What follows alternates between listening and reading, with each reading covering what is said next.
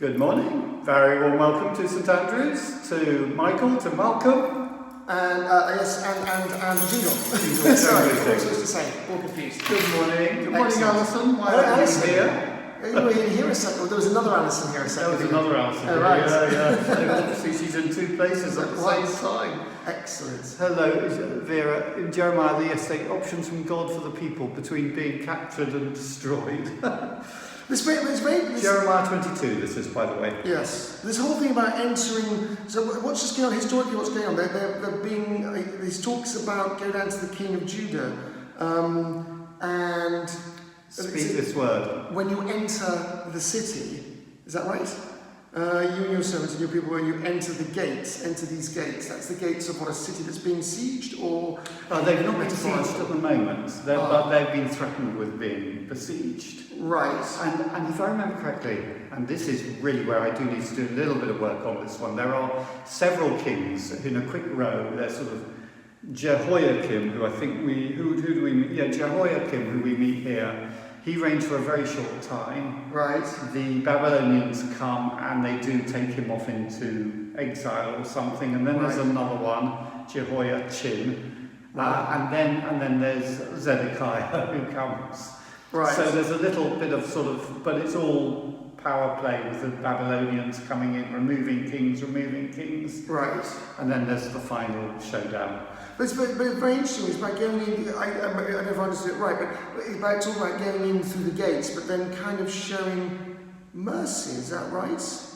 No, for if you will indeed obey this word, he's saying, then through the gates of this house, he's at the palace, he's talking, will enter kings who sit on the throne of David. Right. Okay.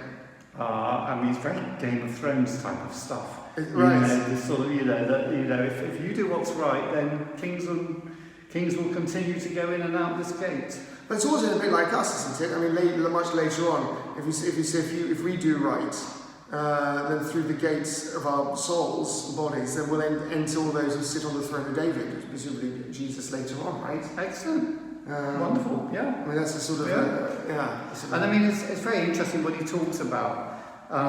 Act with justice, with righteousness, deliver from the hand of the oppressor anyone who's been robbed, do no wrong or violence to the vulnerable, the alien, the orphan, the widow, the powerless they were, nor shed innocent blood in the palace. And I love that little line. It says about decorating your houses and cutting windows and having walls with cedar. And then it says, are you a king because you compete in cedar? I love this idea of people competing and how much cedar they have in their houses.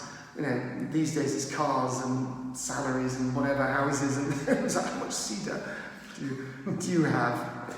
And again, yes, and I mean, this justice and righteousness comes lots of times here.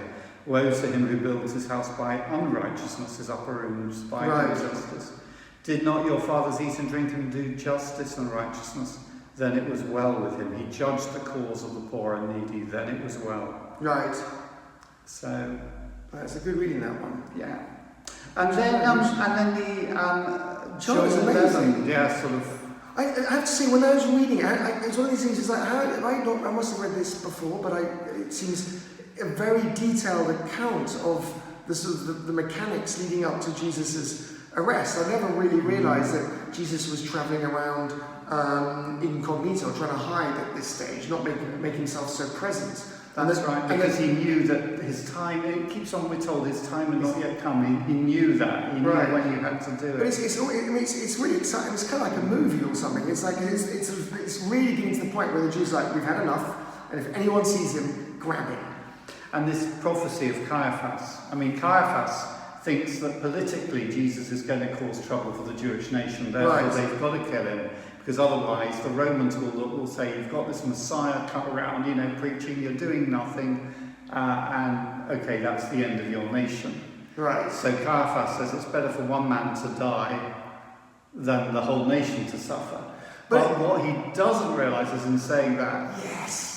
Right, I'm glad you said that, because I was reading it, and I was thinking, have I read this before? It's like, whose side is he on here? Is he talking about a prophecy from God? Because it sounds like he's describing Jesus' role in the bigger picture. Exactly. So it's two things. It's two things at once. He's speaking a local prophecy, if you Right. like. But because he's high priest, he's also speaking and saying something that is absolutely true, that one man is going to die, not just for the nation, but for all peoples. And John picks that up and explains it. That's very interesting, because as I was reading, I said, whoa, I didn't even know what side he was on. It's like, I thought he was going to say he was going to be one of the people that weren't, and then the fact that he weren't into arresting him, and the last thing he says, it's better that we put this man to death. And I thought, oh, that's an intriguing conclusion to the prophecy. Wow, that is amazing. Incredible how these... I was like, where was this passage the last 50 years of my life? it's amazing. The Bible never ceases to surprise you. Oh, great. Lovely. Have a wonderful day. Yeah. And I hope to see you tomorrow. Happy Tuesday. Yes, spring. Yeah. Yes. Spring. Spring. Lovely. Right. Bye. Bye-bye.